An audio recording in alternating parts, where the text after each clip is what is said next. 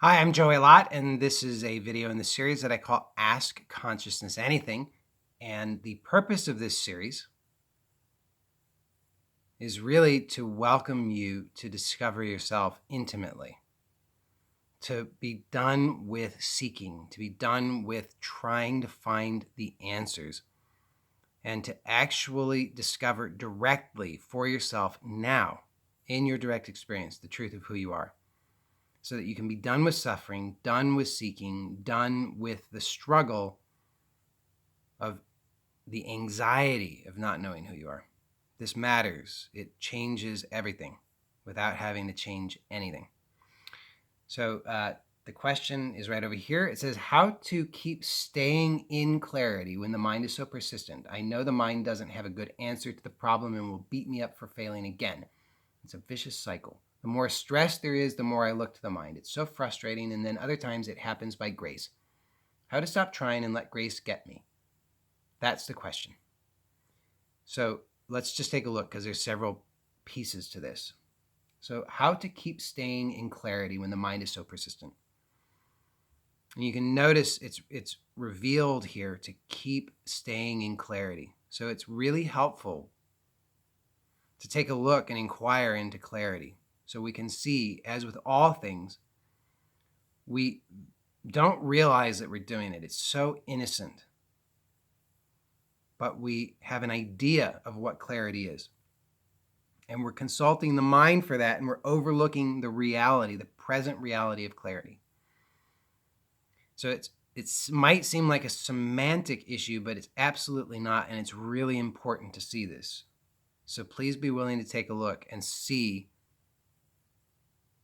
that clarity is not an object. It's not a state. It's not something that comes and goes. So it says to keep staying in clarity reveals that it begins with the sense of separation, and then a need to enter clarity, which is necessarily revealed in this statement to be a state. So we're not talking here about real clarity. We're talking about a state that the mind calls clarity. And this is very common. So this is a wonderful question, and it reveals that you're looking honestly. Okay? So the only way that a person could ask this question is if they're honestly looking for themselves. So I'm so grateful to you that you're looking for yourself and you're inquiring honestly. So now we're just getting, it's a clarification, and you can start to see, if you look right now, you'll see that the clarity that we're talking about here is a state. And there's a sense that clearly that state comes and goes. What we're talking about is a state that comes and goes. Something that comes and goes is coming and going in you. It's actually coming and going in the clarity that you are. So to see this is actually very simple. You can notice that whatever the mind's label is, it's a thought. The mind saying that is clarity. And prior to that, during that, and after that is awareness of that thought. And that awareness is already clear. So awareness is already clarity.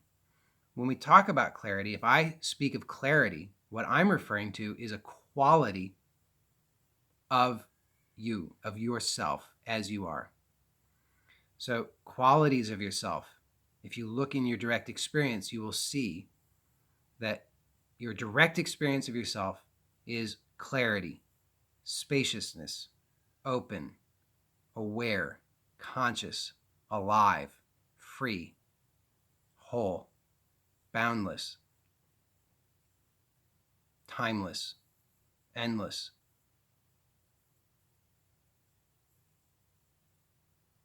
So the clarity that I'm referring to is the clarity that cannot be had, cannot be grasped, cannot be understood. You can't get in or out of clarity because it's who you are.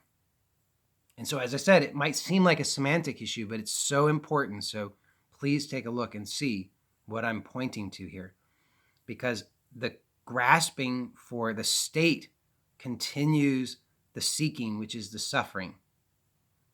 So if you allow yourself to be deluded that this state is clarity, when the state comes and goes, then you will seek for that which comes and goes rather than recognizing what it is that's always here.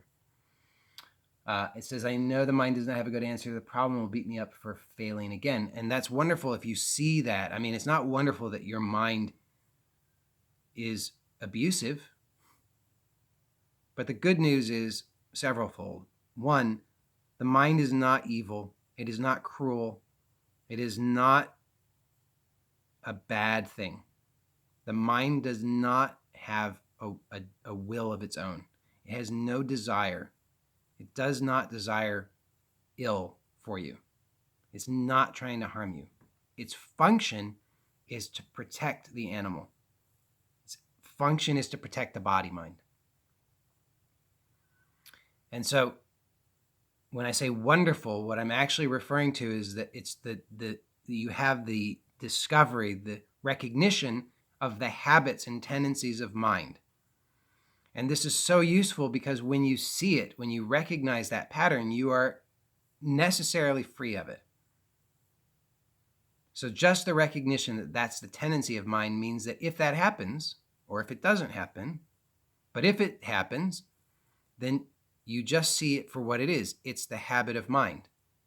You are aware of that habit of mind. You are aware of what is happening.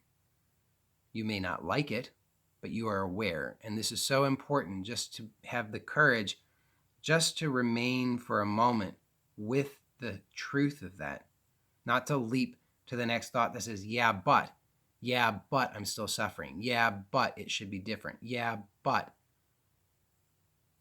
Don't leap there yet. Just remain with the actual clarity of presence that's prior to the thought. And then you can start to recognize that and see that it's always here. It's here during the thought. It's here during the state that mind calls clarity. It's here during the other states that mind says is not clarity.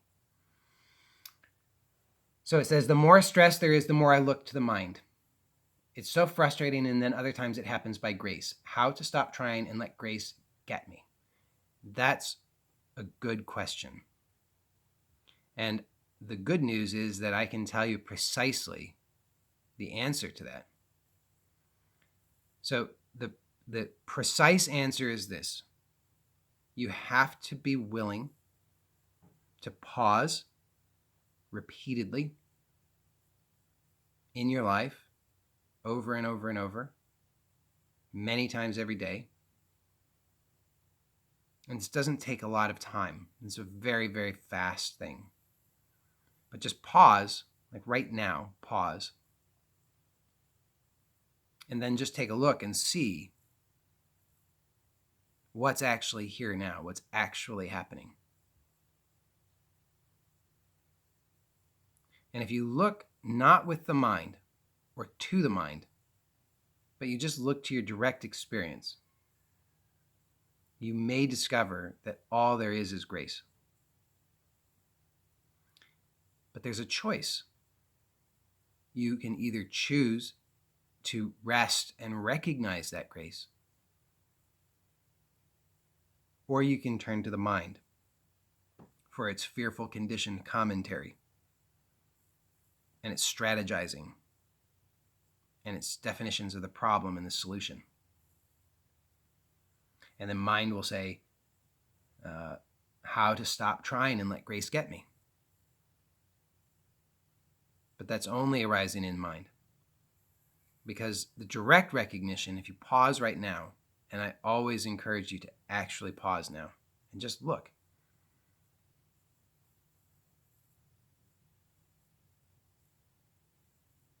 Prior to the mind, your most intimate experience of yourself is absolutely still. Don't turn to the mind to confirm this. The mind cannot confirm it. So just be willing to look in your direct experience. Your actual experience of yourself is already free. But then don't be deceived by the claim that a state is what the thought says it is. If the thought says that this state is grace, this state is peace, this state is okayness, don't be deceived by that. Just remain with the clarity of the direct experience. Trust in that fully. What will happen almost inevitably is that fear, anxiety, worry, stress, anger, frustration, everything that you have labeled as undesirable and unacceptable will come to be met. And the mistake is when we leap to mind and try to meet it there. But there's no possibility of meeting in mind. The meeting occurs in being. And we can consciously meet our own direct experience when we choose to allow attention to rest. And we choose to allow attention to rest just in the way that I described. I mean, we can apply many subtle variations on the process, but the basic process is just to pause and to notice and rest and stop making effort for one moment. It's not about a thought. It's not about an understanding. You don't need to get confirmation in mind. You won't get confirmation in mind, so don't bother. The truth of who you are does not have a name. It's not a state. It's not attainable. It's not graspable. But it's always, always, always here. So the goal, if we are to say there's a goal to inquiry, is the inquiry itself. Because the inquiry is the revelation of the truth of who you are in direct experience. And it's instantaneous right now. All you have to do is pause and look. And then pause and look. Pause and look. Over and over and over. And have the courage and willingness to do this in all circumstances in life. And to see what is always here in direct experience. This is where peace is found. Real peace, real clarity, not a state that comes and goes. Now, if this is not absolutely clear, if there are doubts or hesitations or objections that arise, then I will say this, that getting support, getting qualified support in this process is so helpful. Really, really, really helpful. And I encourage anybody who feels that they're struggling with this to get that support, whether it's from me or from somebody else who's qualified. Get the support if you're struggling. You don't need to suffer. You don't need to struggle. It's actually possible to wake up and live from clarity rather than seeking clarity. It's possible to stop believing that you're falling in and out of clarity and to actually wake up to the truth of everlasting clarity that's totally effortless and given and innate to being. That is your birthright. That is possible. It does not take time. It does not require long effort, hardship, struggle. It's possible right now with the proper support and the proper clarification in order to really be done with the struggle and the suffering, regardless of the circumstances of your life. If you know my story, you know that I woke up into some challenging circumstances. Maybe not the world's most challenging circumstances, but challenging enough. Plenty challenging enough. I was starving. I had a lot of habits of thought fixation, fear, anxiety, stress, eating disorders, obsession, compulsive behavior. It's pretty intense. So proper support really can speed things up. You know, it makes a huge difference. And I don't encourage people to try to go it alone. You can get the support. It's absolutely possible. I mean, that I create these videos on a regular basis to offer that support. And I understand that for some people, this is the best that they feel that they can do. And so if that's true, awesome. Just at least get the support by watching these videos. Reach out, send an email. I also offer other support options. If you're interested in learning about those and working directly with me, getting direct coaching, you can go to joeylott.com/now. That's JOEYLOTT.com/now. Also has my current events.